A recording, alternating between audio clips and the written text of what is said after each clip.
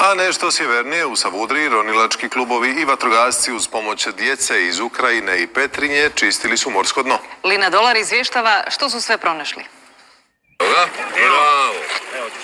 Super! Iako su možda mali, posao koji su ovi klinci danas napravili je golem. Pa jesmo, našli smo smeća, ali je bilo jako i mutno zapravo dolje. Kojeg smeća ste našli? Što ima dolje? Pa ove vrećice neke smo našle. Ja teško oprema? Nije. Svoje prve ronilačke metre pod vodom 50-ak djece iz Zagreba, Petrinje i Ukrajine iskoristilo je i spojilo ugodno s korisnim. Bilo je dobro. Malo sam se prepala jer nisam baš, teško je malo bilo disat. Ovo ti je prvi put da roniš? Da. Malo je teža boca, ali sve ostalo je lagano. U tu laku kategoriju spada i skupljanje otpada koje se nalazi u moru uz obalu. Ima gume, ima plastike, neke boce i tako nešto. Bilo je jako zabavno i meni se sviđa tu. Ideš još tražiti smeća? Da.